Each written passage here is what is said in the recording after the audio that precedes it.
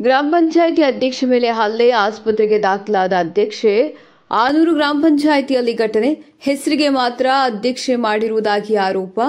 ನರೇಗಾ ಯೋಜನೆಯಡಿ ತಾಲೂಕಿನ ಆನೂರು ಸಮೀಪದ ಕೆರೆಯಲ್ಲಿ ಹೂಳು ತೆಗೆಯುವ ಕಾಮಗಾರಿಯನ್ನು ವೀಕ್ಷಣೆ ಮಾಡಲು ಹೋಗಿದ್ದ ಅಧ್ಯಕ್ಷೆ ಮೇಲೆ ಹಲ್ಲೆ ನಡೆಸಿರುವ ಘಟನೆ ಗ್ರಾಮಾಂತರ ಪೊಲೀಸ್ ಠಾಣಾ ವ್ಯಾಪ್ತಿಯಲ್ಲಿ ನಡೆದಿದೆ.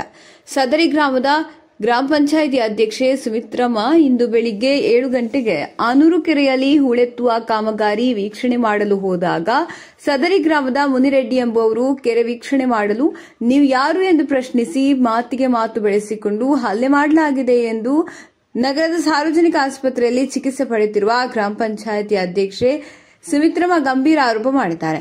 ನಾನು ಅಧ್ಯಕ್ಷರಾಗಿ ಪಂಚಾಯಿತಿ ಕೆಲಸ ಸೂಕ್ತ ರೀತಿಯಲ್ಲಿ ಮಾಡಲು ಕೆಲ ವ್ಯಕ್ತಿಗಳು ಅವಕಾಶ ಕಲ್ಪಿಸಿಕೊಡುತ್ತಿಲ್ಲ ಎಂದು ಬೇಸರ ವ್ಯಕ್ತಪಡಿಸಿದರು. ಇನ್ನು ಘಟನೆ ಕುರಿತು ಗ್ರಾಮಾಂತರ ಠಾಣೆಗೆ ದೂರು ನೀಡಿದ್ದು ಪೊಲೀಸರು ಮುಂದಿನ ಕ್ರಮ ಕೈಗೊಂಡಿದ್ದಾರೆ.